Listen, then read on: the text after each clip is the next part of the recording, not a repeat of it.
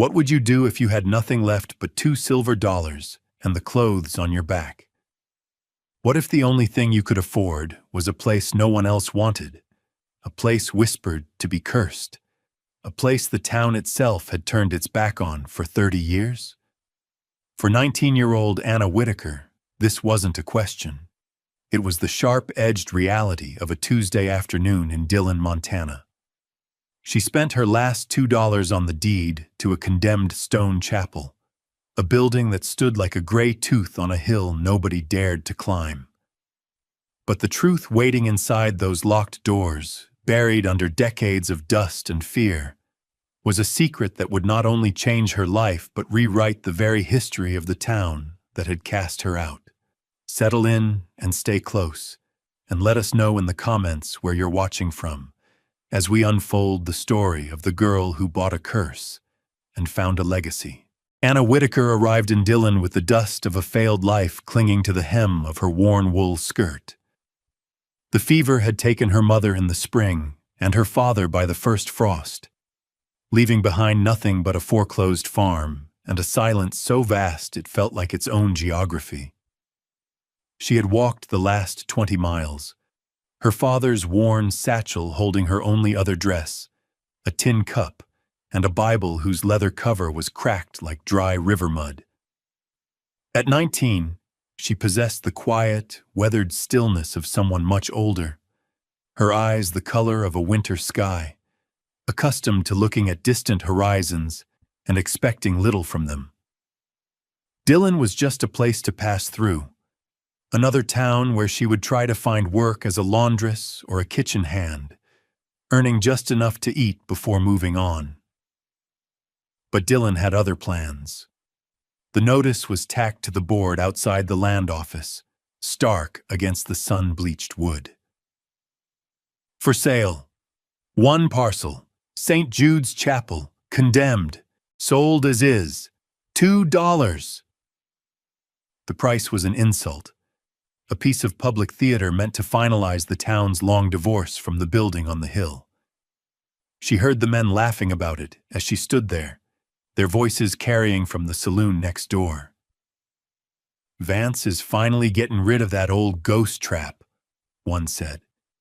$2 is $2 too much," another replied, followed by a burst of coarse laughter.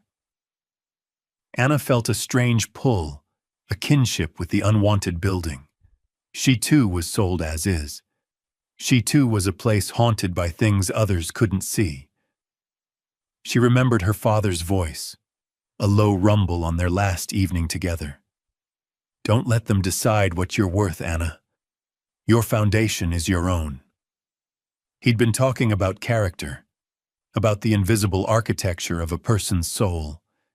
But standing there, looking at the notice, the words felt literal. She pushed open the door to the land office, a small bell announcing her entrance into a room that smelled of stale cigar smoke and old paper. Elias Vance, a man whose prosperity was visible in the tight fit of his vest, looked up from his desk, his expression a mixture of annoyance and curiosity. He saw a slip of a girl, thin and tired, and his face hardened into a mask of dismissive authority. "What can I do for you?" he asked, his tone making it clear he expected the answer to be nothing. Anna placed her $2 on the polished surface of his desk. They were the last of her father's pocket money, worn smooth with a lifetime of work. "I'm here for the chapel," she said, her voice quiet but clear. A small stone dropped into the heavy silence of the room. Elias Vance stared at the $2, then at the girl who had placed them there. A slow, disbelieving smile spread across his face, not reaching his eyes. He leaned back in his leather chair, the springs groaning in protest, and looked her up and down as if she were a piece of livestock of questionable quality. "The chapel?" he repeated, drawing the word out. He glanced toward the open door of his office, hoping someone in the street might witness the absurdity. "Little lady, you don't want that pile of rocks," The roof's gone in, the windows are out. Town council says it's a hazard. Besides, he lowered his voice to a conspiratorial whisper. It's got a bad history. A curse on it, some say. He was enjoying this. The small-town power of being the gatekeeper to a local legend. Anna simply waited, her gaze steady. She had seen this kind of man before, men who measured the world in acres and dollars, who saw worth only in things that could be exploited or sold. Her silence unnerved him more than an argument would have. "I have the $2, she said again, her voice betraying no emotion. He sighed, a dramatic exhalation of impatience. "Fine," he snapped, pulling a pre-written deed from a drawer. He scrawled her name, Anna Whitaker, in the blank space with a flourish, the scratch of his pen the only sound. "It's your funeral." He pushed the paper and a single, heavy, rust-pitted iron key across the desk. "No refunds." She took the deed and the key, folding the paper carefully and placing it inside her father's Bible before tucking the key into a small pocket in her skirt. As she turned to leave, the bell above the door jingled again, admitting a tall, broad-shouldered man with kind eyes and a dusty hat. It was Ben Carter, an old friend of her father's who ran a freight line to Bozeman. He'd heard of the family's ruin, and his face was etched with concern. He saw the deed in her hand as she put it away. "Anna, what did you just do?" he asked, his voice low and gentle. "I bought a place to stay, Mr. Carter," she replied. Ben looked from her tired face to the smirking land agent. He knew the chapel's reputation. He put a hand on her shoulder. "That place, it ain't right, child. People don't go up there for a reason." He offered her a ride, a meal, a few dollars to get her to the next town where prospects might be better. But Anna shook her head. "Thank you, sir, but I need to see this through." Her stubbornness was a mirror of her father's, a quiet refusal to be pushed off a path once chosen. She had made a decision, and for the first time since the farm was lost, she felt a flicker of purpose.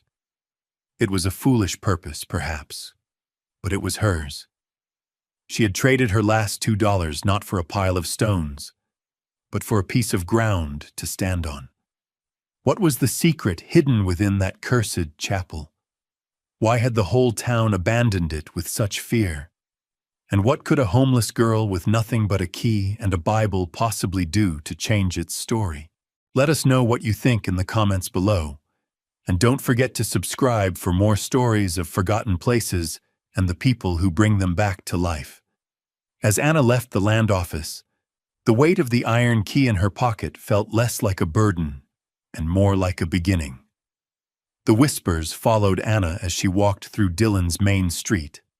She bought a small sack of flour and a bit of salt pork with the coin Ben Carter had pressed into her hand, refusing any more than that. The storekeeper's eyes lingered on her, full of a pity that felt sharper than scorn. Outside, women pulled their children a little closer as she passed. Men standing on the saloon porch stopped their conversation, their gazes tracking her progress. She was no longer just a stranger. She was the girl who bought the ghost trap, the fool who paid for a curse. Their mockery was a low hum, a constant vibration in the dusty air. "Got herself a $2 tombstone," one man muttered to his friend, just loud enough for her to hear. Another spat a stream of tobacco juice into the dirt near her feet.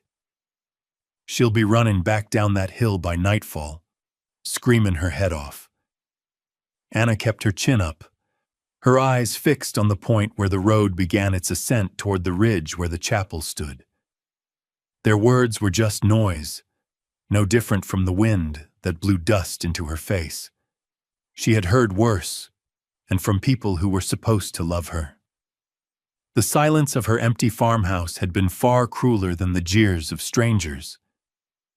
As she reached the edge of town, where the proper road dissolved into a rutted track, she saw an old woman sitting on a stool outside a small, weathered cabin.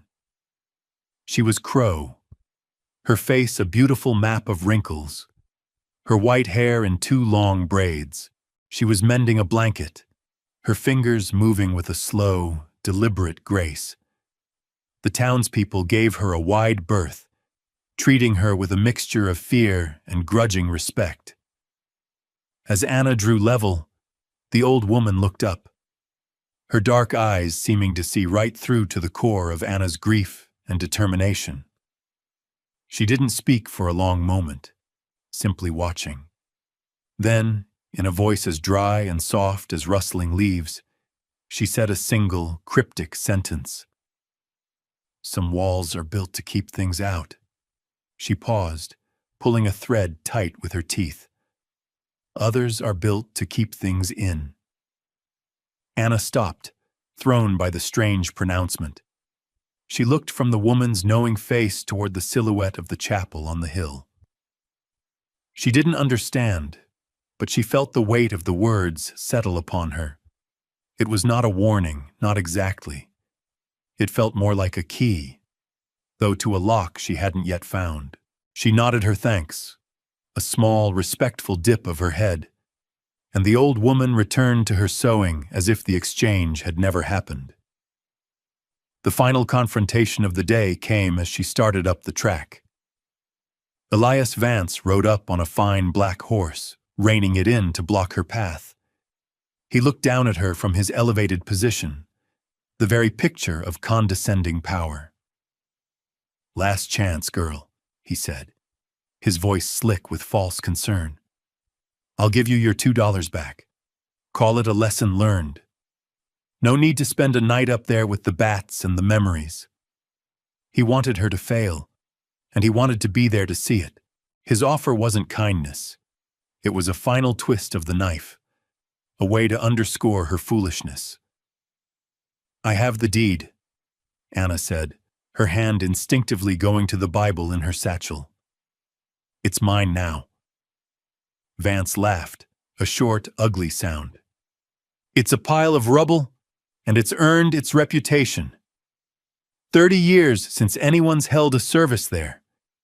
30 years since the tragedy. You think you're going to change that?"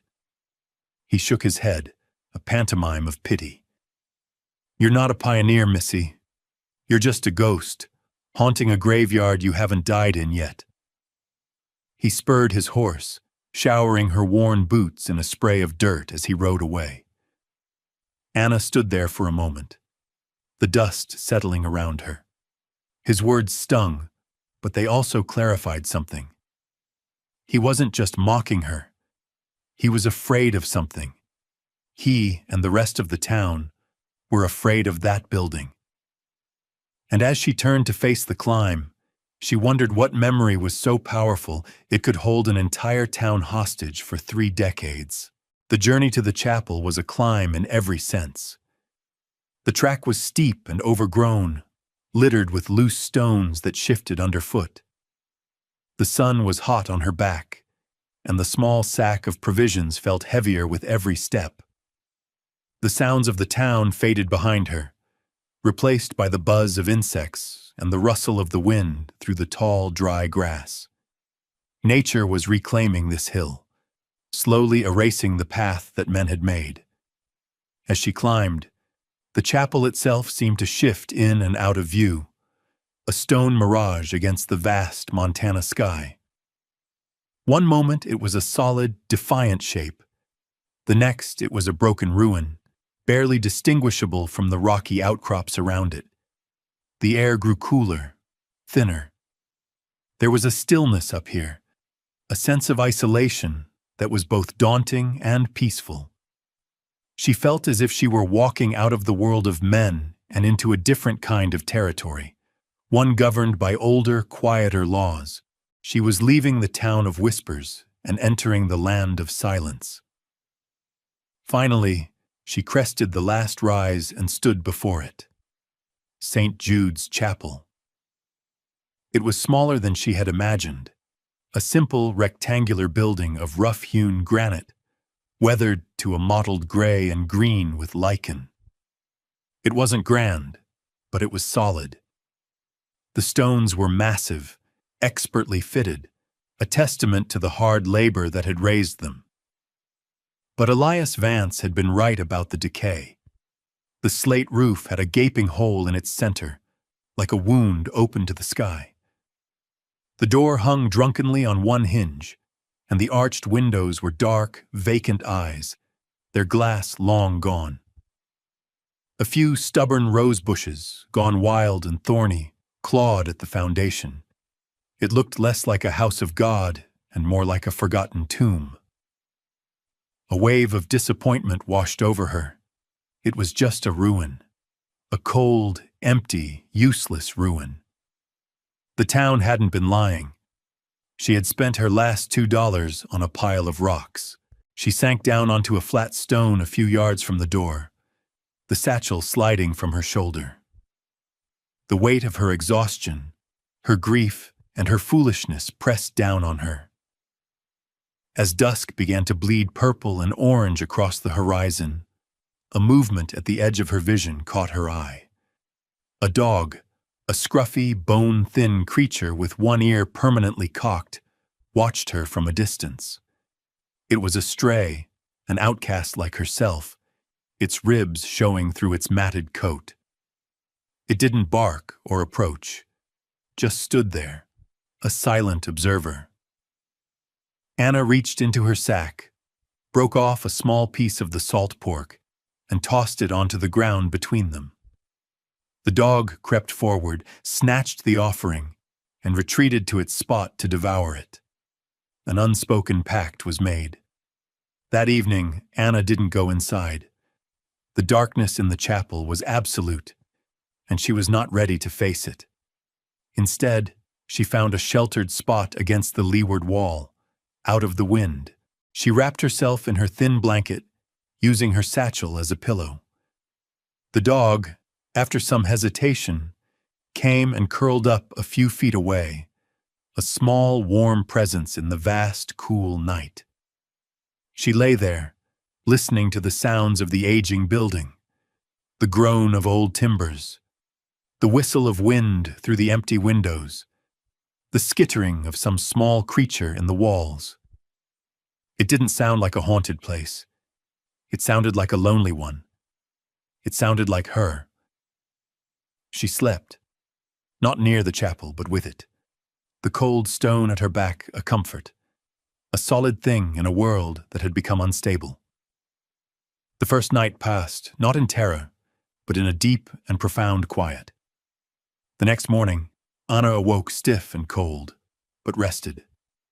The sun was just cresting the eastern mountains, bathing the high valley in a clean, golden light. The world felt new, washed clean of the previous day's doubts. The dog was still there, watching her with intelligent, weary eyes. She gave it another piece of pork and a name. Deacon. It seemed fitting. He was, for now, the chapel's only other resident. With the morning light pouring through the broken roof, the interior of the chapel seemed less menacing. She pushed the heavy door, which scraped a protest against the stone floor, and stepped inside. The air was thick with the smell of damp earth, rotting wood, and mouse droppings. Pigeons had nested in the rafters, and their droppings coated the floor and the few remaining pews, which were overturned and broken. A thick layer of dust and leaves covered everything, softening the sharp edges of decay. In the center of the room, directly under the hole in the roof, a small patch of wildflowers was growing, a stubborn splash of purple and yellow in the gray ruin. Life, it seemed, had found a way in. She spent the day in a flurry of activity, fueled by a purpose she hadn't felt in months. She started by clearing the debris, dragging the broken pews outside to stack for firewood. She used a flat piece of slate to scrape the thickest layers of filth from the stone floor. It was backbreaking, thankless work. Her hands, soft from months of inactivity, were quickly blistered and raw. Every muscle in her back and shoulders screamed. Deacon watched her from the doorway, a silent, attentive foreman. As she worked, she began to learn the building's contours, its sounds, its secrets. She saw where the water had stained the walls, where the wind had scoured the stone. She found a small, rusted tin box in a corner, empty except for a few crumbling pages of a hymnal. She discovered the remnants of a simple wooden altar, pushed into a corner and covered in a fallen beam. It was a place of deep neglect, a place that had been deliberately abandoned. By late afternoon, she had cleared a small section of the floor near the front. The stone flags beneath the grime were well laid and smooth. As she swept the last of the dust away with a makeshift broom of pine boughs, her eyes caught on something. It was the wall behind where the altar would have stood. The rest of the chapel was built of large, irregular blocks of fieldstone, the granite gray and speckled. But here, in a rectangular section about the size of a door, the stones were different. They were flatter, more uniform, and the mortar between them was a lighter color, less weathered than the surrounding joints. It looked newer, fresher. It was a patch, a clumsy one, as if someone had sealed an opening in a hurry. It didn't fit. The rest of the building was a testament to patient, skilled masonry. This section was a scar. She ran her raw fingertips over the lines. The mortar was harder, grittier. It was a wall that was pretending not to be a door. She remembered the old crow woman's words. Others are built to keep things in. She stood back, her heart beginning to beat a little faster. The town's fear, Vance's mockery, the 30 years of silence, it all seemed to converge on this one spot. The chapel wasn't haunted by a ghost. It was haunted by a secret, and she was standing right in front of the tombstone they had erected for it. The discovery of the mismatched wall changed everything. It was no longer a simple task of making a ruin habitable. It was an investigation. Anna felt a current of nervous energy, a sense that she was on the verge of understanding the deep ache she felt in this place. She didn't act immediately. For 2 days, she simply lived with the knowledge, observing the wall at different times of day. In the morning light, the seams were almost invisible, but in the long, slanted rays of the late afternoon, they stood out in sharp relief, an undeniable outline. She would eat her meager meal of flour cakes and water sitting on the floor, just looking at it, Deacon at her side.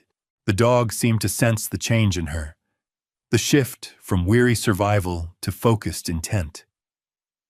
He would occasionally let out a low growl, not at anything visible, but at the wall itself, as if he could smell the stale air of the secret trapped behind it.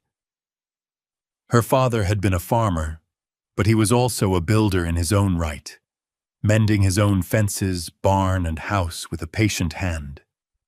He had taught her to read the language of stone and wood.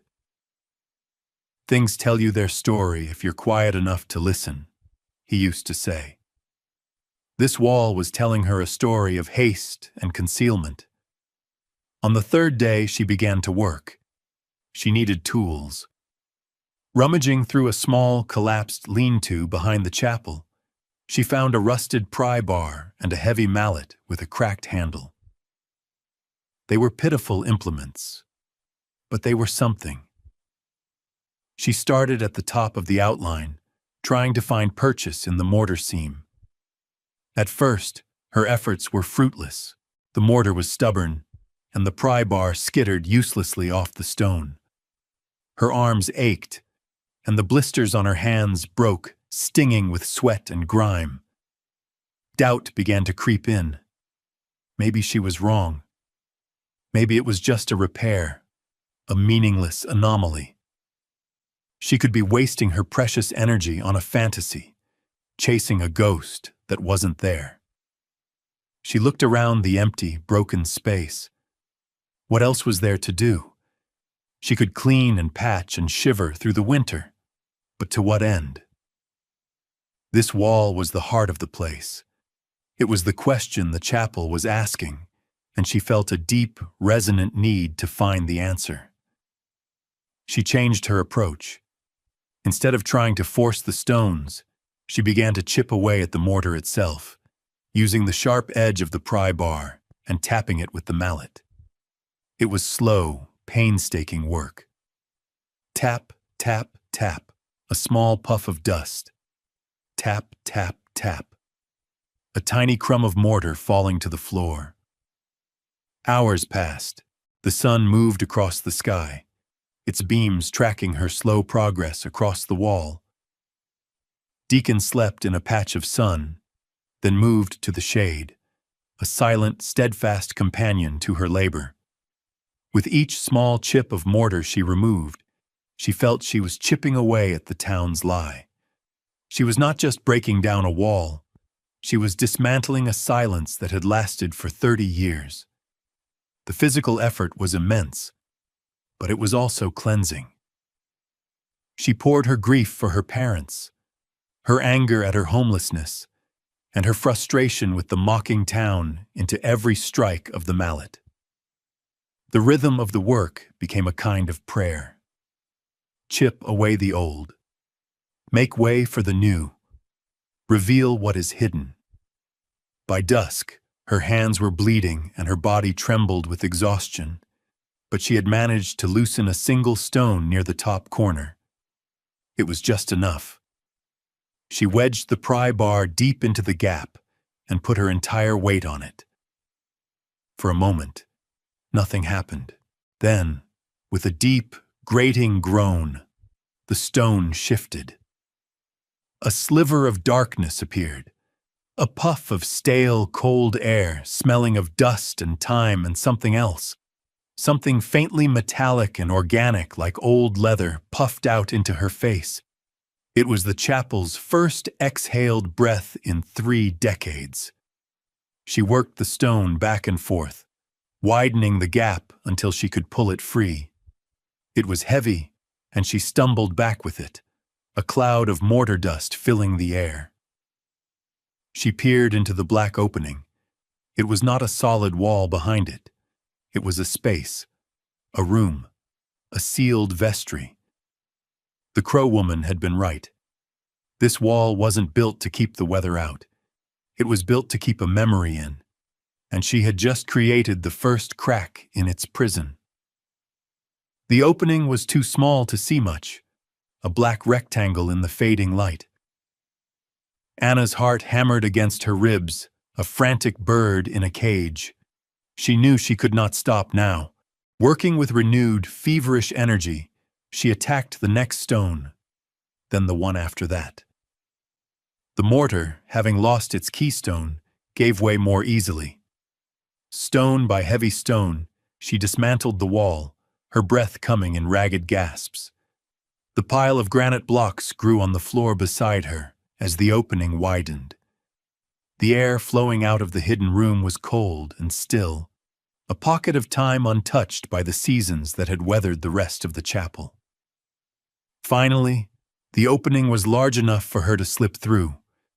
She stood at the threshold, peering into the absolute blackness. She had no lantern, only a few precious matches. She struck one, the flare of sulfur and sudden light blinding her for a second. She held it aloft and stepped inside. The room was small, no more than 10 feet square. The air was thick, heavy with the scent of dry rot and forgotten things. The match flame flickered, casting dancing, distorted shadows on the walls. What she saw made her breath catch in her throat. It was not a treasure chamber filled with gold, nor a tomb filled with bones.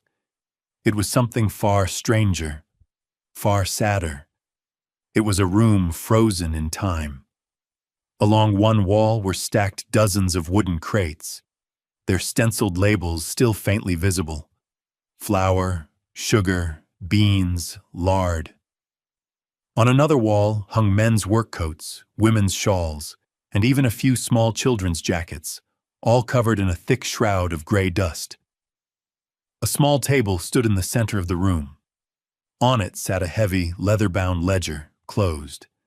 Next to it was a tin box, much like the one she'd found outside, but this one was larger and closed tight. The match burned down, stinging her fingers. She dropped it, and the darkness rushed back in, absolute and profound. She fumbled for another, her hands shaking. She had to be certain of what she was seeing. With the second match lit, her eyes fell upon the most heartbreaking detail of all. Leaning against a stack of crates was a small, crudely made child's doll, its yarn hair unraveled, its button eyes staring blankly into the dark. It was the kind of simple toy a father might carve for his daughter. This wasn't a storeroom. It was a place of shame. This was what the town had buried. It was a hoard, a collection of supplies and belongings locked away from the world. She picked up the tin box. It was heavy. With trembling fingers, she pried open the lid. Inside, nestled on a bed of yellowed cotton, were not jewels, but simple personal effects. A man's silver pocket watch, its chain tarnished black. A woman's simple silver locket, engraved with the initial M. A handful of letters tied with a faded ribbon. These were the keepsakes of a life, or several lives. They were the things a person grabs when they are forced to leave everything else behind. She set the box down and reached for the ledger. Blowing a thick layer of dust from its cover, she opened it. The first page was dated 30 years prior. The handwriting was neat, precise. It was a meticulous record. But it wasn't a record of church donations. It was an inventory of the crates, and next to each entry was a name. Vance, Miller, Peterson, Gable. The founding families of Dillon. The truth hit her with the force of a physical blow. This wasn't a curse. It was a crime of omission, of selfishness, of fear.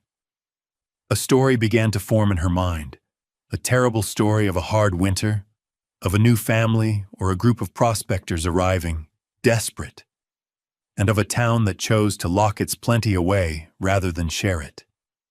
They hadn't just sealed a room. They had buried their conscience.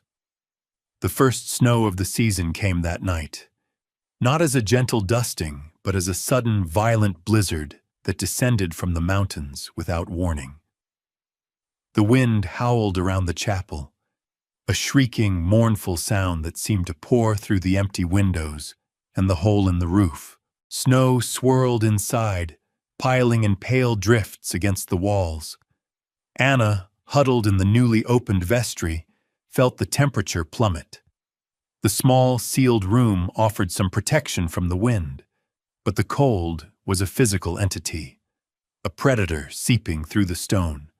She had managed to drag a few of the broken pews inside, and using pages from the ruined hymnal as tinder, started a small, smoky fire in a corner on the stone floor. It was a pathetic defense against the storm's fury, but it was something. Deacon lay pressed against her side, his shivering body a small comfort against the encroaching chill. The ledger and the tin box sat beside her, their silent testimony feeling heavier than ever in the face of the storm's power. It was as if the mountain itself was trying to reclaim its secret, to bury it again under a blanket of white. Sometime after midnight, over the roar of the wind, she heard a new sound, a desperate shouting, faint but unmistakable. She scrambled to the chapel's main doorway, peering out into the blinding chaos of snow. Through the swirling curtain of white, she saw it, a lantern swinging wildly, a tiny spark of light in an ocean of darkness.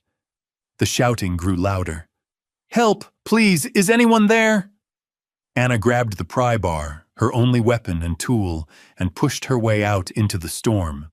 The wind tore at her clothes, and the snow was so thick she could barely see 5 feet ahead. She called out, her voice immediately snatched away by the gale. She stumbled forward, following the bobbing light. She found them 50 yards down the track.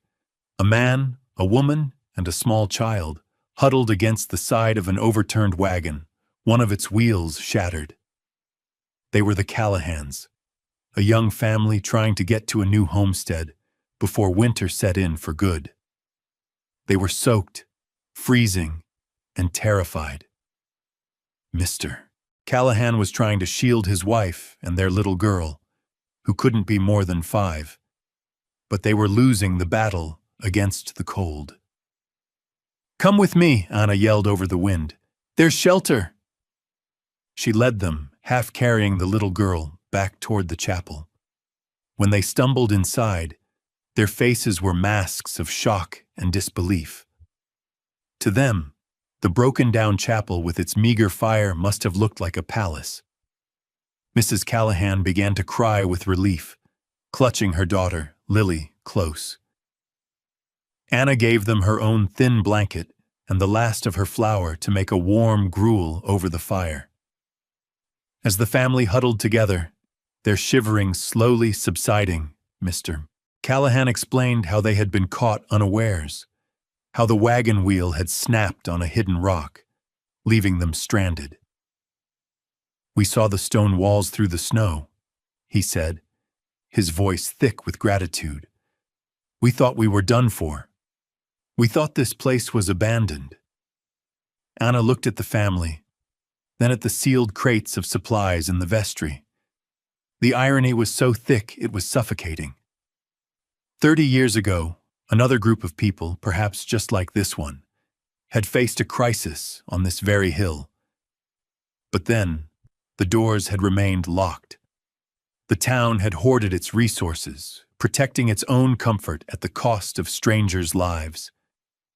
Tonight, Anna had nothing. She was a homeless girl with $2 to her name, living in a ruin. And yet, she had opened her door. She made her choice. She would not let history repeat itself. She fed the family, kept the fire going through the long, dark night, and stood watch, ensuring the roof did not collapse further under the weight of the snow. In the heart of the storm, sheltering a family of strangers, Anna Whitaker understood what it truly meant to build a sanctuary. The blizzard raged for 2 full days. Anna, with Mr. Callahan's help, managed to brace the weakest part of the roof with a timber from the wagon. They burned the broken pews and parts of the wagon itself to keep the fire alive. Anna shared her meager provisions without a second thought, stretching them to feed 4 people instead of 1. She learned the family's story, of a failed crop in the East, of a dream for a small piece of land where they could be self-sufficient. Their story was her story, a common tale of hardship and hope on the frontier. The little girl, Lily, eventually warmed to her, and to Deacon, who seemed to understand his role as a gentle guardian. In the quiet moments between the wind's howls, Anna would watch Lily play with the old doll from the vestry, which she had cleaned as best she could. The sight of the child breathing new life into the forgotten toy was a powerful symbol, a bridge across the 30 years of silence. She did not tell the Callahans about the ledger or the tin box. The story was not hers to tell yet, and their needs were more immediate. For 2 days, the chapel was not a ruin or a tomb, but a home, filled with the quiet sounds of survival and shared humanity. When the storm finally broke on the 3rd morning, the world outside was a transformed landscape of blinding white snow and brilliant blue sky. The silence was absolute. From their vantage point on the hill, they could see the town of Dillon below, buried in snow, smoke rising from its chimneys. It looked peaceful, almost idyllic. Mr.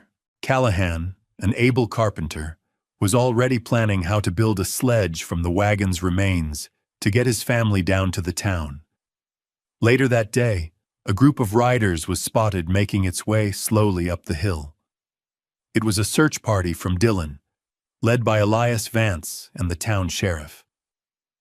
They had seen the faint trace of smoke during a break in the storm and had come to investigate, likely expecting to find a squatter's frozen corpse. When they arrived, they stopped dead, their horses steaming in the cold air. The scene before them was not what they expected. Instead of a dead girl in a ruin, they found a makeshift camp. They saw the young family, alive and well. They saw the braced roof, the smoldering fire, the child playing. They saw Anna Whitaker, standing in the doorway of the chapel, her face smudged with soot, but her eyes clear and steady. Vance's jaw went slack. He stared from the Callahans to Anna, his mind unable to process the contradiction. "What is this? Who are these people?" he demanded. Mr. Callahan stepped forward. "This woman, Miss Whitaker, saved our lives," he said, his voice ringing with conviction in the crisp air. "She took us in from the storm, gave us her food and her fire. If it weren't for her, my wife and child would be dead." The other men in the party looked at Anna with a new respect. The whispers of fool and ghost seemed to evaporate in the bright sunlight. They saw a survivor, a protector. Vance, however, only looked suspicious. His eyes darted to the chapel's interior, to the gaping hole where the sealed wall had been. "What have you done to this place?" he sputtered, striding forward. He stopped at the entrance to the vestry, his face paling as he saw the empty space, the stacked crates, the open ledger on the table. He knew exactly what he was looking at. The town's buried secret was now sitting in the open, under the clear light of day. The sheriff followed his gaze, his brow furrowing in confusion and then dawning horror as he, too, understood. Anna simply watched them, her work now done. The truth was no longer locked in stone. It was out, and it would have to be reckoned with. The revelation of the sealed vestry sent a shockwave through Dillon. The sheriff took the ledger and the tin box as evidence, and the story, confirmed by the still visible inventory stenciled on the crates, spread from house to house, carried on whispers far more potent than the ones that had once mocked Anna. The town's founding myth, a story of hardy, righteous pioneers, crumbled, replaced by a darker, more complex truth. It turned out the curse of St. Jude's was the town's own guilt. 30 years before, during a winter even more brutal than the one they had just endured, a small group of prospectors, a man named Miller and his family among them, had been caught by the snows. They had come to the newly formed settlement of Dillon for aid. But the town, led by a council that included Elias Vance's father, had been gripped by fear. Worried their own supplies wouldn't last, they made a terrible choice. They gathered their excess stores, sealed them in the vestry of the new chapel under the guise of a community trust, and turned the desperate family away. The Millers perished in the mountains, and their belongings, the watch, the locket, the doll, were quietly added to the hoard. The story of a curse was invented afterward, a convenient ghost to keep people away from the scene of the crime. A young, thoughtful county clerk from Bozeman, Mr. Abernathy, was sent to review the records. He sat with Anna in the town hall, the ledger open between them. He handled the book with a historian's reverence. "The names in this ledger," he said softly, his finger tracing the elegant script. "They match the original town charter exactly. Vance, Peterson, Gable. This is an unofficial record of the town's first communal assets." He looked up at Anna, his eyes full of a quiet awe. "What you found here? This isn't just an inventory. It's a confession." He confirmed that a family named Miller had indeed been unaccounted for in the territorial census of that year. The pieces all fit. Elias Vance, confronted with the evidence from his own father's hand, was publicly humbled. He wasn't charged with a crime. The statute of limitations had long passed, and the sin was one of community, not of one man. But his authority, built on a foundation of inherited lies, was shattered. He offered to buy the chapel back from Anna for 100 times what she paid, a desperate attempt to bury the story again, but she quietly refused. The chapel was hers, and its story was now part of her own. The townspeople's attitude toward Anna underwent a profound transformation. The mockery was replaced by a quiet, almost reverent respect. They saw her not as the fool who bought a ruin, but as the catalyst who had forced them to face a difficult truth. She had done what no one else had dared to do for 30 years. She had opened the door. The Callahans, having recovered in town, became her staunchest defenders, telling anyone who would listen how she had saved them. Their story served as a living counterpoint to the 30-year-old failure of the town's founders. People began to make their way up the hill, not out of morbid curiosity, but as a kind of pilgrimage. They brought her gifts: a sack of potatoes, a warm quilt, a new cast-iron stove. A carpenter offered to help her properly repair the roof. A glazier promised glass for the empty windows. They were small acts of atonement, a collective effort to right a historical wrong by helping the young woman who had brought it to light. They were, in their own way, finally sharing their supplies. The curse was broken not by an exorcism, but by an act of communal grace. One evening, as the sun set, Anna stood outside the chapel, watching the lights of Dillon begin to twinkle in the valley below. The old crow woman was there, having walked slowly up the path. She stood beside Anna for a long time, looking at the chapel, where the new roof timbers were now in place. "The wall is down," the old woman said, more a statement of fact than a question. "Yes," Anna replied. "And the memory is out," the woman continued. "It is a hard thing to let a bad memory breathe, but it is the only way to make it clean." She placed a small, beaded pouch in Anna's hand, for the spirits of the place, to let them rest. Anna looked at the worn stone walls, no longer a tomb, but a testament. The town below was not her enemy. It was just a place full of people who had been afraid and who were now, slowly, learning to be brave. She had come to Dillon with nothing, an outcast. Now she had a home, a purpose, and a community that was rebuilding itself around the truth she had uncovered. The chapel on the hill was no longer an emblem of shame, but a symbol of redemption. The following spring, the chapel was transformed. The roof was whole, the windows paned with new glass that caught the morning light. The wild roses had been tamed, and a small garden of hardy vegetables grew where the Callahans' wagon had overturned. The interior was clean and spare, the stone walls scrubbed, the floor swept. The crates of supplies had been donated to the church in town, their contents distributed to families in need, a final belated act of charity.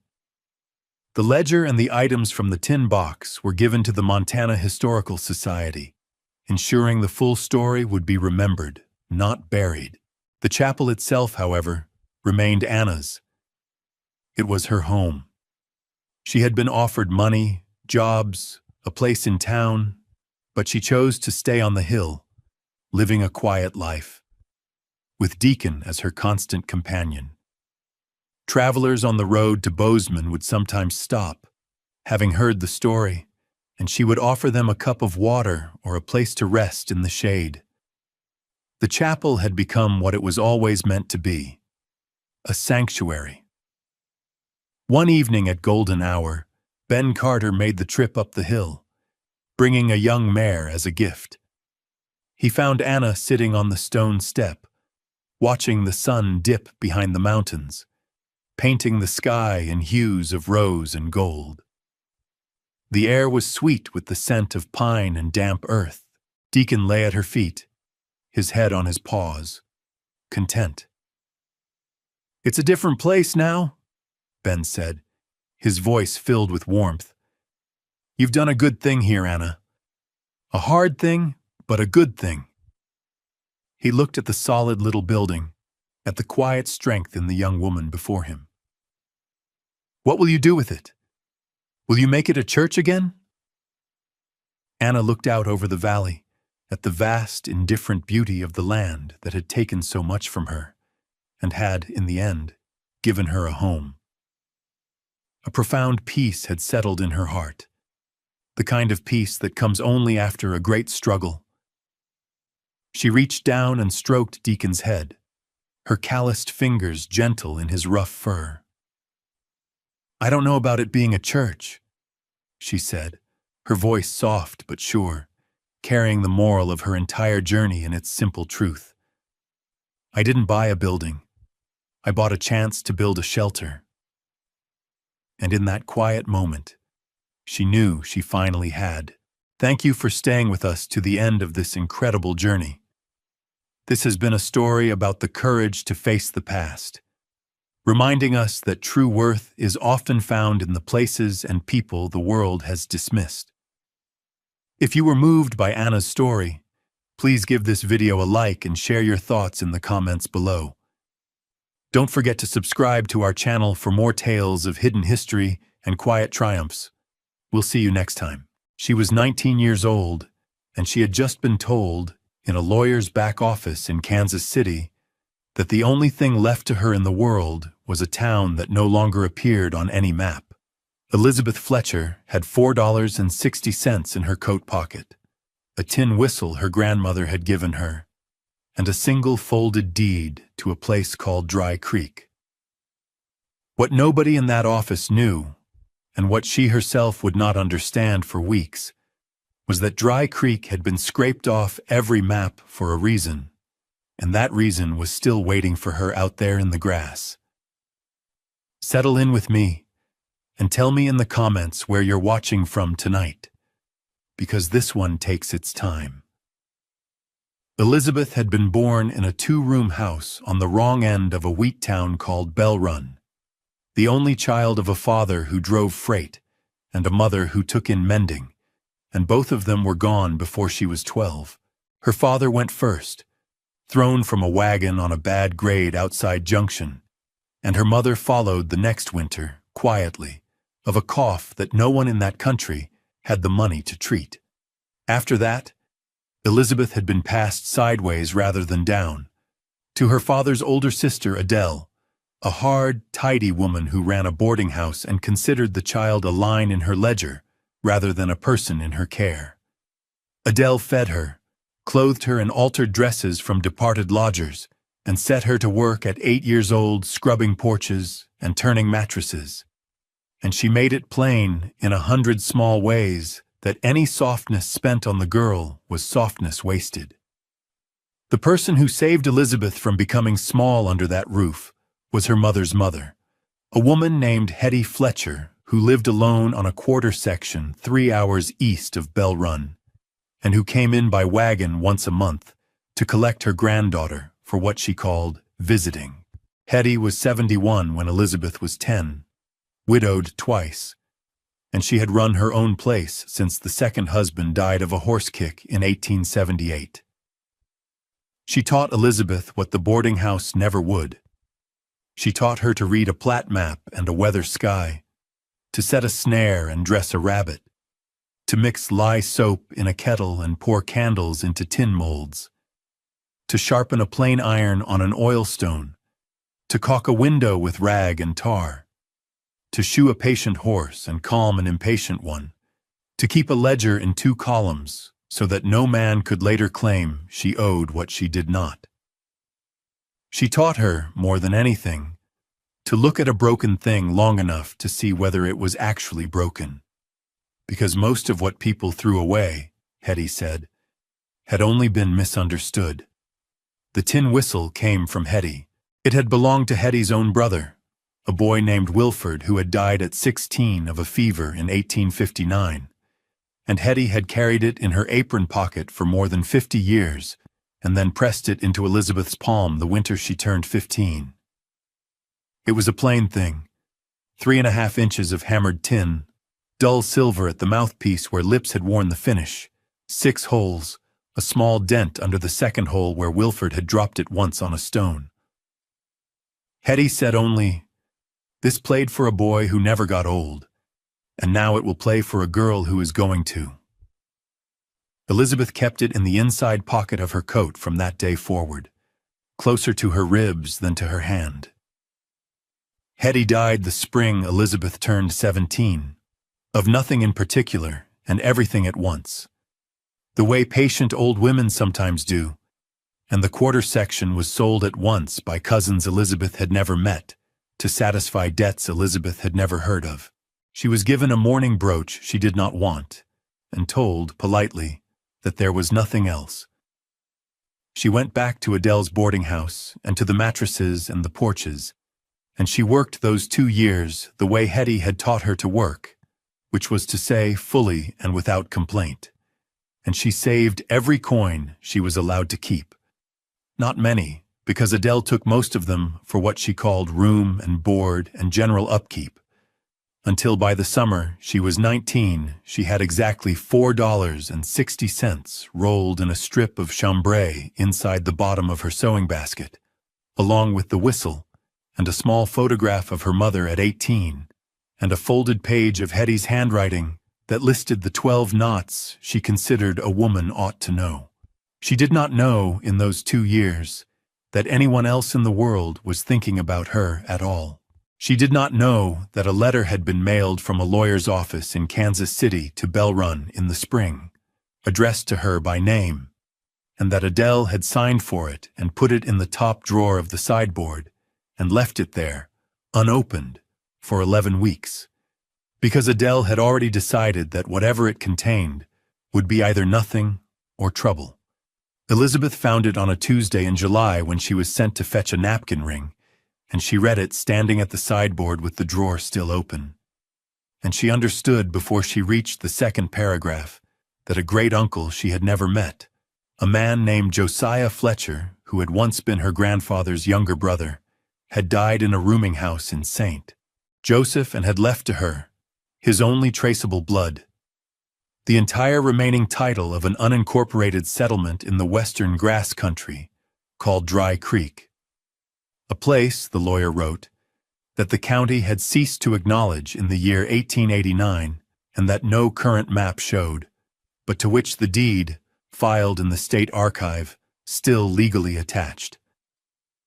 She refolded the letter, put it in her pocket next to the whistle, closed the drawer, and finished setting the table for supper, without saying a word to anyone about it.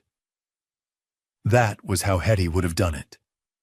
That was how, from that afternoon on, Elizabeth Fletcher began to do everything. She kept the letter in her pocket for 4 days before she moved on it, and in those 4 days she did nothing that would have looked, to Adele or to any of the lodgers, unusual. She washed the porch on Wednesday. She turned the mattresses in the 2 east rooms on Thursday. She mended a torn sheet on Friday by the window in the pantry, and she pressed 6 shirts on Saturday morning. And while she pressed them, she thought carefully about what she would need, and what she could carry, and what she was owed, and what she was willing to leave. On Saturday afternoon, she walked to the depot in Bell Run and asked the ticket clerk, a thin man named Mr. Purdy who had known her father, what it would cost to ride the westbound as far as Sagebrush Halt, which was the nearest stop the lawyer's letter had named, and Mr. Purdy told her $3.40 one way, and she thanked him and walked back. That night, she counted her money again in the pantry by lamp, and it was still $4.60, and she put it back into the strip of chambray and tied the chambray with a slip knot Hetty had taught her, and she went to bed. On Sunday morning, she came down early with her sewing basket, and inside the basket was everything she owned in the world, folded small. 2 work dresses, 1 wool skirt, 3 pairs of stockings darned at the heels, a nightdress, the mourning brooch she had not worn since Hetty's funeral, the photograph of her mother at 18, the folded page of knots, the tin whistle, the $4.60, the deed, and the lawyer's letter. She set the basket by the kitchen door, and she made the coffee, and she laid the breakfast out on the sideboard the way Adele preferred it.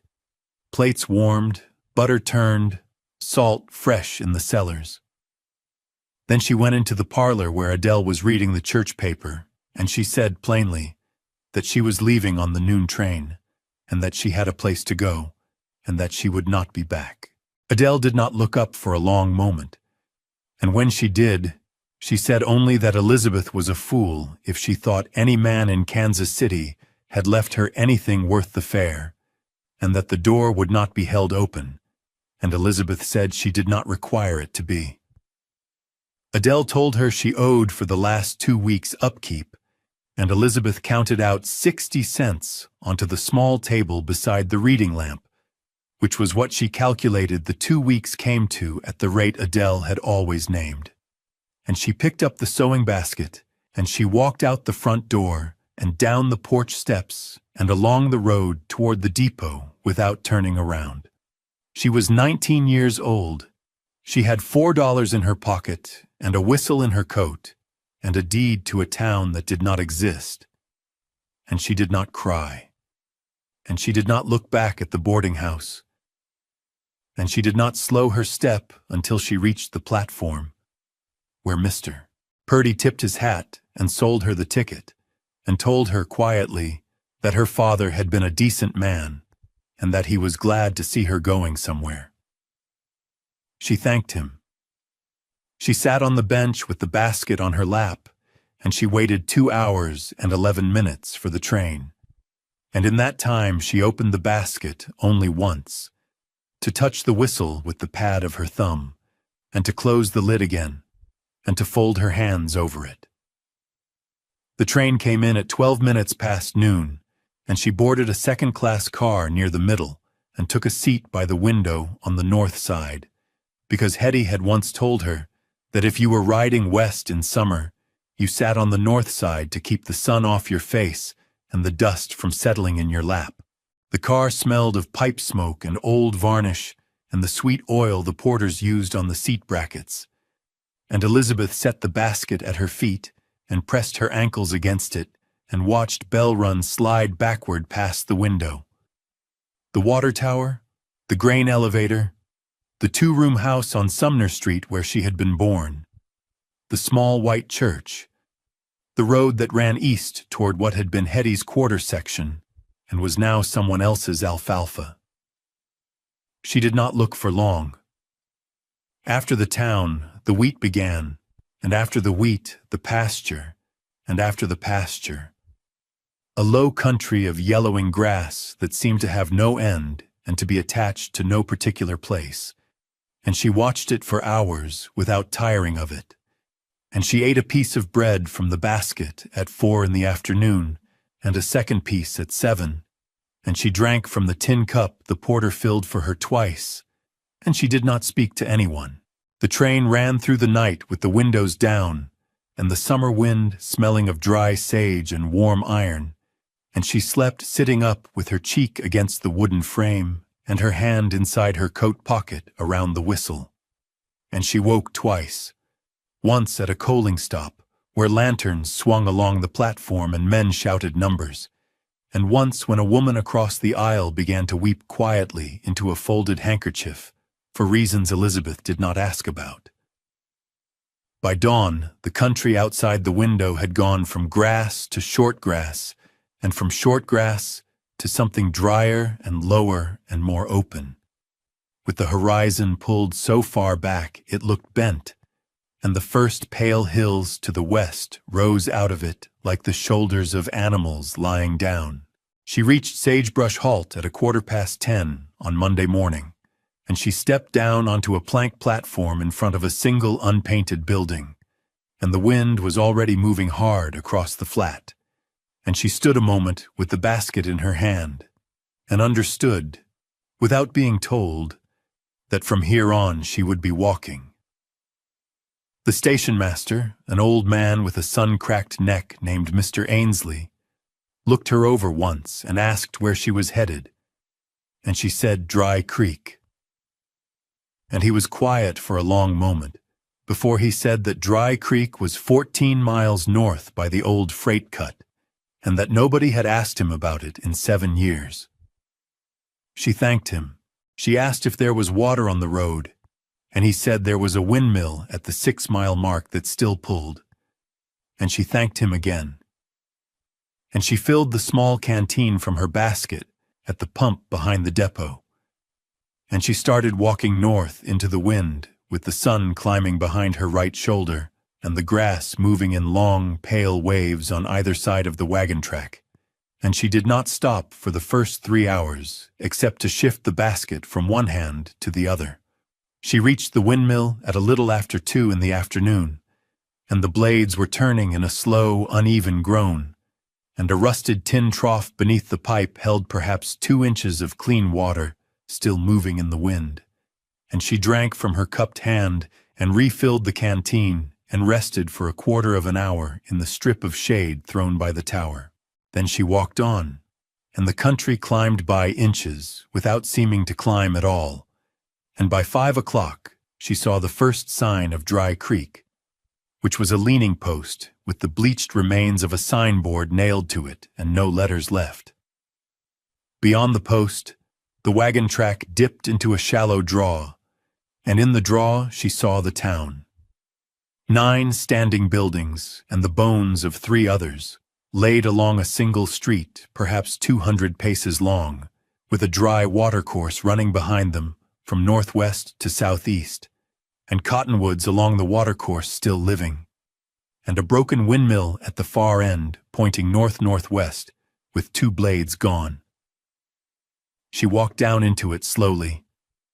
The buildings were of milled pine turned silver by weather, with roofs of shake and tin patched together, and the doors mostly sagging on one hinge or fallen inward, and glass gone from all but 2 windows. She counted, as Hetty had taught her to count a place before deciding anything about it. A general store with a false front and a collapsed rear wall, a blacksmith's shed with the forge still standing and the bellows split and hanging like a bat, a livery with its west stalls caved in and the east 3 sound, a stone and frame building she took for the schoolhouse, a chapel no bigger than a wagon shed, 4 small houses of a room and a half each, and 1 larger house set back from the street on a lot of its own with a picket fence half eaten by grass. The larger house was where she stopped. The porch had 2 soundboards and 4 rotten ones. The front door was closed. On the lintel, someone had carved, small and careful, the name Fletcher, and beneath it the numbers 1876. She set the basket on the step and stood a moment with her hand flat against the door and felt the wood give a little under her palm. She lifted the latch and the door opened inward on hinges that groaned but held. The front room was 14 feet by 16 by her pacing, with a plank floor gone gray, a stone hearth cold and full of old ash and a bird's nest, a pine table with 1 broken leg propped on a brick, 2 straight chairs and 1 rocker, a shelf on the north wall with tin cups and a blue enamel pitcher cracked around the lip, and a second room behind a curtain of faded ticking that held a rope bed frame without a mattress and a small pine chest painted green and blistered. Everything smelled of dust and mouse and old cedar and the faint, clean iron smell of a place that had not been damp. She stood in the middle of the room and put her hand in her coat pocket and felt the whistle, and she said aloud, to no one, that it would do. Then she went out to the well behind the house and found the rope still on the crank and the bucket at the bottom sound. And she drew up water that came clear after the third pull, and she carried the bucket back inside and set it on the table beside her basket, and she began, without hurry, to sweep. She swept for 2 hours with a broom she made by binding a bundle of dry sage to a length of picket she pulled from the fence, and she carried out 4 loads of dust and mouse leavings and 1 dead sparrow in her apron, and she scrubbed the table down to pale wood with sand and water, and she scrubbed the hearthstone. And it was while scrubbing the hearthstone that she noticed the mortar along its front edge was newer than the mortar along its sides, and packed in with a finger rather than a trowel, and set unevenly, as though someone had done it in a hurry or in the dark. Hetty had taught her to examine broken things carefully, and to trust the eye that noticed what did not match. She fetched the poker from the hearth iron rack, wedged its tip into the seam, and worked it back and forth until the mortar crumbled in dry, chalky flakes. And then she set her hands under the front edge of the hearthstone, and lifted, and the stone came up in one piece, 6 inches thick and about 2 feet square, heavier than she expected, and she leaned it against the wall. Beneath the stone was a shallow cavity lined with brick, and in the cavity sat a tin biscuit box painted with faded roses, and beside the box a small oilcloth bundle tied with twine. She lifted the box first, and it rattled softly, and she set it on the table and untied the twine on the bundle and opened the oilcloth, and inside was a leather pouch, and inside the pouch was money. Gold coin, 32 double eagles stacked in 2 columns of 16, and a smaller bag of silver dollars, 41 of them, which she counted twice, and folded beneath the pouch a bank draft on a street. Joseph Institution for $212 made out to bearer. She sat down on the floor with her back against the hearth and let her hands rest on her knees for a long moment before she opened the biscuit tin. Inside the tin was a folded letter written in a careful, sloping hand on 4 sheets of ruled paper, and beneath the letter a small tintype of a young woman about Elizabeth's own age standing beside an older woman in a bonnet, and beneath the tintype a tin whistle, 3½ inches long, hammered, with 6 holes, the twin of the one in Elizabeth's pocket down to the dent under the second hole, except that this one was brighter at the mouthpiece and unworn. She lifted the whistle out and held it in her palm and felt the room go very still around her, and she unfolded the letter and turned toward the window to read it, and the letter began, "To whoever finds this, my name is Iona Fletcher, and I lived in this house 41 years.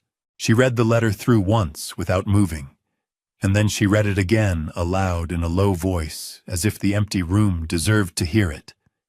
And Iona Fletcher's careful sloping hand told her that Iona had come to Dry Creek in 1867 with her husband and a boy of 4, that the boy had died in 1871 and the husband in 1884, that she had kept the house and the small garden and the 2 milk goats and had been the town's letter writer and midwife by turns, and that in the summer of 1888, a company of men had come from the east, claiming to survey for a rail spur, and had instead sunk test pits north of the watercourse and told no one what they had found, and that within a year every well in the north half of town had begun to taste of copper and iron and something bitter behind it, and that 4 children had sickened and 2 had died, and that the company had paid the county quietly to strike the town from its rolls so that no claim could be brought against the water or the land, and that the remaining families had drifted to Sagebrush Halt or farther, and that Iona had stayed because she was old and because the south wells fed by the Cottonwood draw still ran clean, and that she had set aside what she could from 41 years of small work for whoever came after, and she hoped it would be a Fletcher, and she hoped that Fletcher would carry the paper she had folded beneath the tintype to the State Archive in Topeka and set the record straight. Elizabeth found the paper folded small, a page of the county survey with the test pits marked in pencil and a name and a company written along the margin in Iona's hand. She refolded the letter and set it on the table beside the whistle and the tintype and the bank draft.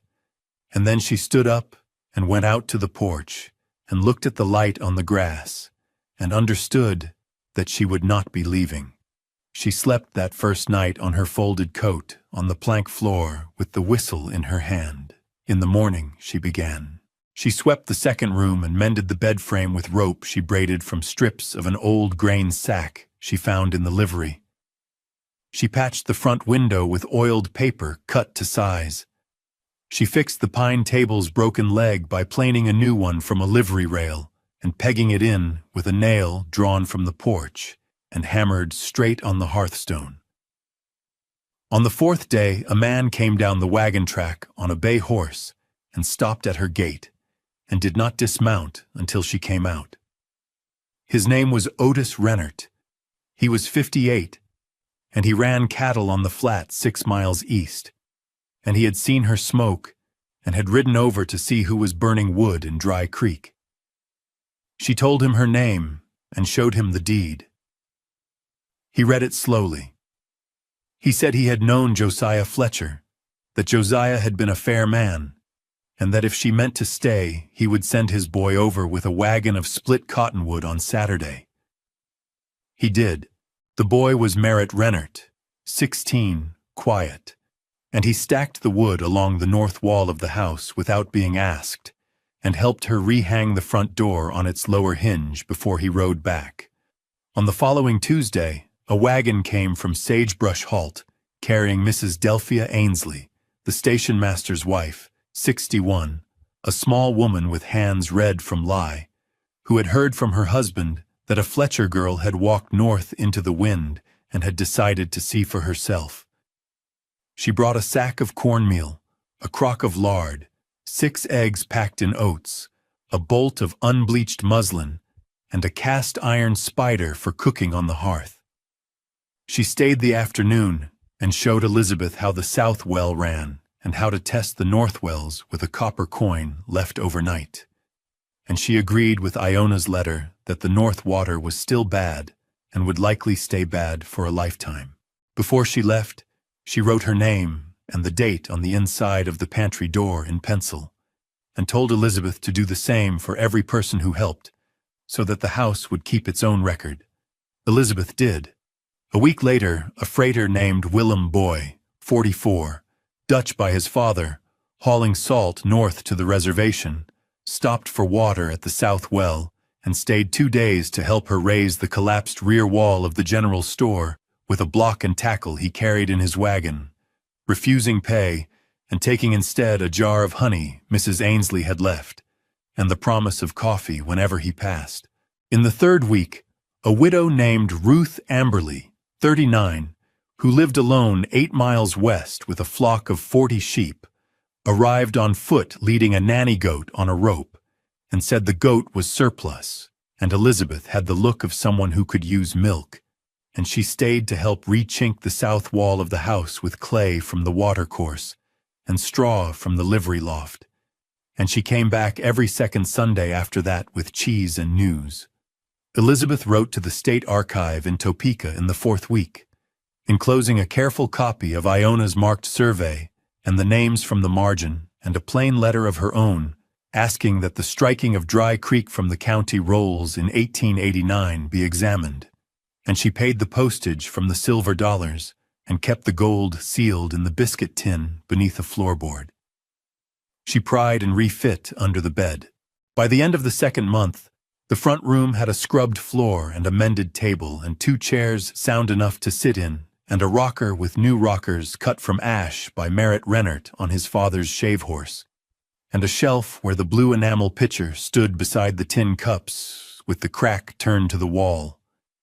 And above the hearth on 2 iron nails, Elizabeth had hung the 2 whistles side by side. Hetty's on the left and Iona's on the right. And beneath them, the tintype of the young woman and the older woman in a bonnet. And beside the tintype, the photograph of her mother at age 18, and the four objects together made a small, quiet altar that she passed and touched with her fingers each morning before she went out to work. By autumn, the people who came to Dry Creek knew her name and used it without hesitation. Otis Rennert brought a pair of laying hens in a slatted crate and would not take money for them, and Elizabeth in return mended a bridle for him with a stitch Hetty had taught her that held stronger than the original. Willem Boy began routing his salt run through Dry Creek once a month and sleeping in the livery's east stalls, which she had cleaned and restrawed, and paying her 20 cents a night for the hay and a hot supper. And she kept a 2-column ledger of what he owed and what he paid in the manner Hetty had shown her, and it balanced every time. Ruth Amberley's goat gave milk enough for cheese, and Elizabeth learned to press it with a wooden mold Merritt made for her from scrap pine. And on Sundays, when Ruth came, they worked together at the table with the door open to the south wind. Mrs. Ainsley sent word by every wagon of who was asking after the Fletcher girl in Sagebrush Halt, and there were more each month, and none of them company men. A letter came from Topeka in November, acknowledging receipt of Elizabeth's papers and stating that a clerk had been assigned to examine the 1889 striking, and a second letter came in January, stating that the striking had been found irregular and that Dry Creek would be restored to the county map at the next revision. And Elizabeth folded both letters into the biscuit tin with Iona's and set the tin back beneath the floorboard. She began to keep a small book of the town's history at the pine table in the evenings, writing in the same careful sloping hand she had unconsciously begun to imitate from Iona's letter, and she recorded the names of the dead children as best she could reconstruct them from Iona's pages and from what Mrs. Ainsley remembered, and she wrote the names of Otis and Merritt Rennert and Delphia Ainsley and Willem Boy and Ruth Amberley on the first clean page, and the date each had first come, and what they had brought. On the inside of the pantry door, the pencil names grew until they reached the hinge. The house smelled now of wood smoke and goat milk and clean pine and the sage broom she remade every fortnight, and the front room in the evenings held lamplight and the low ticking of the hearth. And the people who passed through Dry Creek learned to expect coffee at Elizabeth Fletcher's table and a place to leave their horse for the night.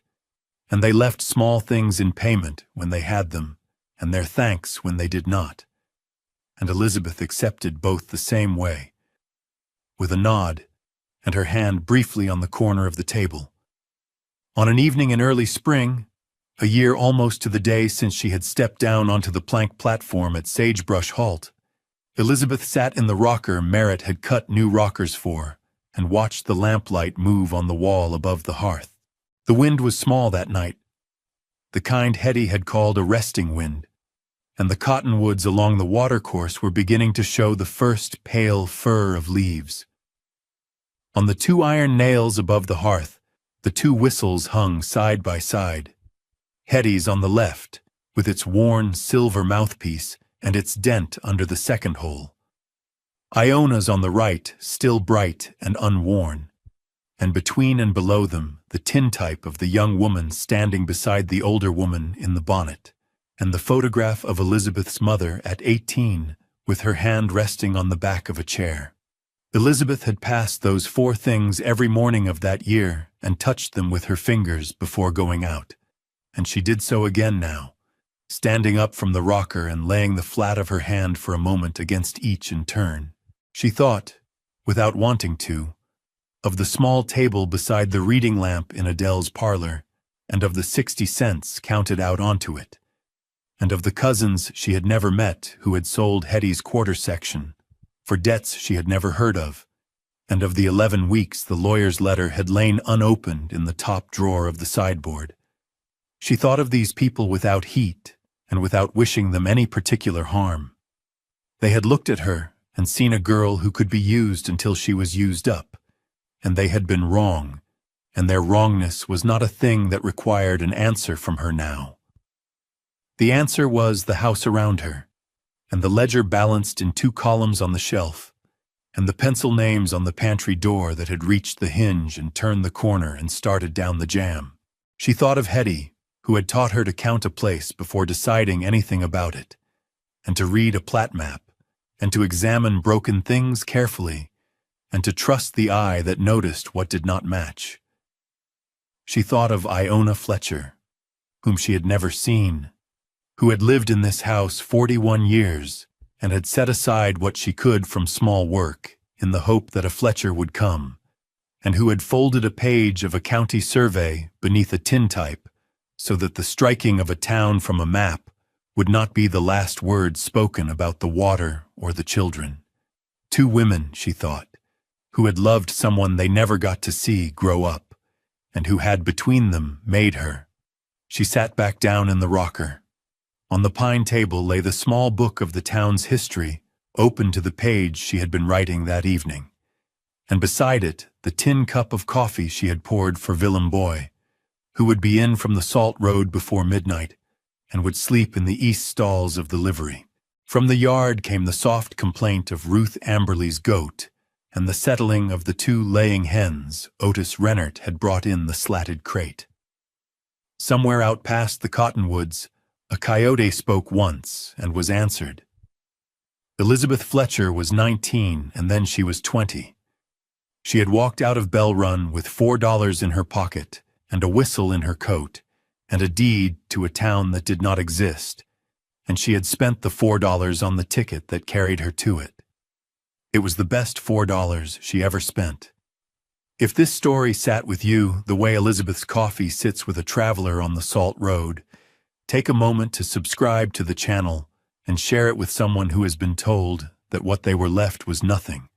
Because sometimes the thing other people cannot see the worth of is the very thing that will carry you the rest of the way home. Leave a comment and tell us where you are watching from tonight.